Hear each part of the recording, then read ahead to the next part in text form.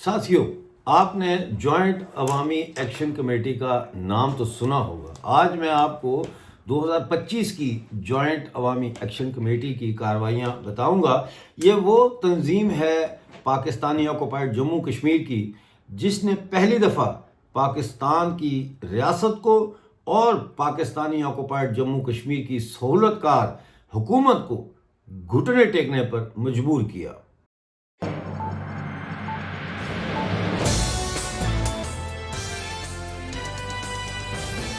ناظرین، سال 2025 کے دوران جموں کشمیر جوائنٹ عوامی ایکشن کمیٹی، جسے کمیٹی نے عوامی مزاحمت اور سماجی احتجاج کی سب سے مؤثر اور منظم تحریک چلائی، اور یہ سب سے زیادہ منظم اور سب سے زیادہ مؤثر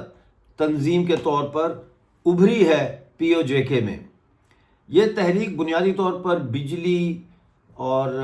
جو مہنگی بجلی ہے اور بڑھتے ہوئے ٹیکسز، مہنگائی، بے روزگاری اور ناقص طرز حکمرانی کے خلاف تھی۔ جنوری اور فروری میں احتجاجی سلسلے شروع کیے گئے۔ 2025 میں 12 جنوری 2025 کو جموں کشمیر جوائنٹ عوامی ایکشن کمیٹی نے مظفر آباد، میرپور اور کوٹلی میں بیک وقت احتجاجی مظاہرے کیے۔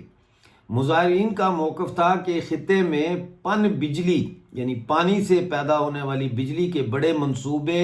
موجود ہونے کے باوجود عوام کو مہنگی بجلی کیوں فراہم کی جا رہی ہے۔ 3 فروری 2025 کو راولا کوٹ اور باغ میں جزوی یعنی پارشل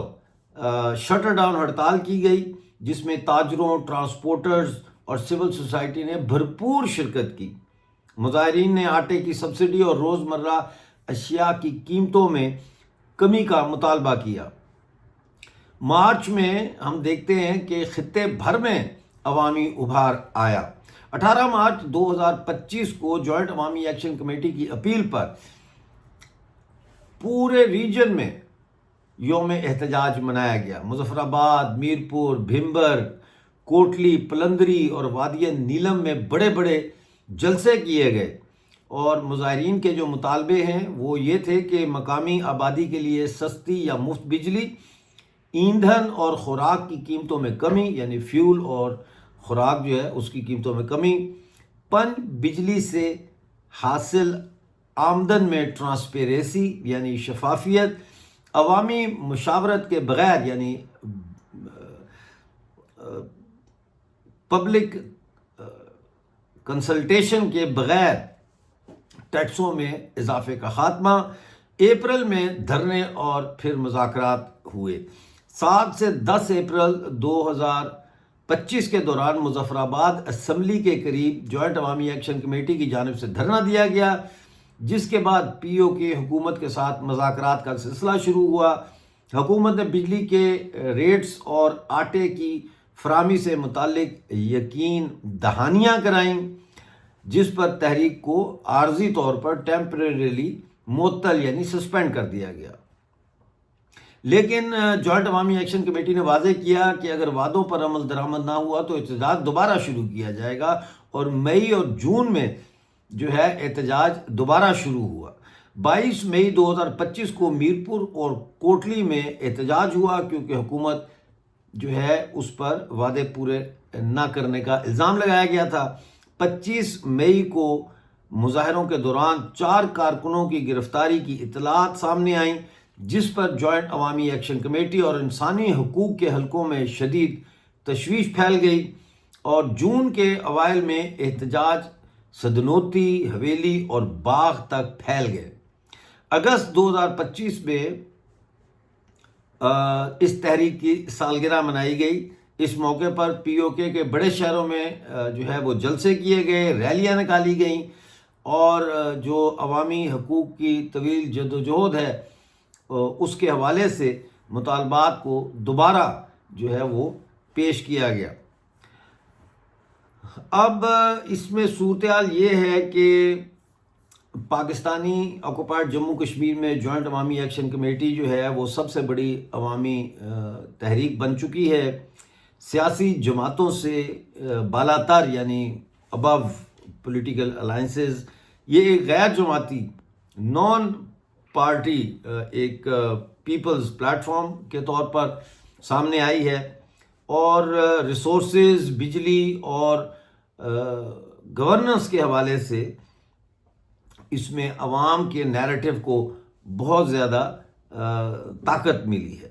اب آج تازہ ترین جو صورتحال ہے وہ یہ ہے کہ 90 دن گزر چکے ہیں، لیکن حکومت نے ابھی بھی جو وعدے کیے ہیں جوائنٹ عوامی ایکشن کمیٹی کے ساتھ، باقاعدہ یادداشتیں طے پہ دستخط ہوئے، سارا کچھ ہوا، لیکن وہ ابھی بھی مطالبات پہ عمل درآمد نہیں کر رہے، وعدہ خلافی کر رہے ہیں۔ اس دوران آپ جانتے ہی ہیں کہ پی او جے کے میں ایک دفعہ پھر وزیر اعظم کو تبدیل کیا گیا ہے، اور اب چودھری انوار الحق کی جگہ جو ہے وہ راٹھور، فیصل راٹھور جو ہے وہ اب پرائم منسٹر ہیں، اور ان کی سرکار بھی لگتا یہی ہے کہ پرانے جو چال چلن ہے اس کو جاری رکھے گی۔ جوائنٹ عوامی ایکشن کمیٹی ایک ظاہر ہے کہ بہت مؤثر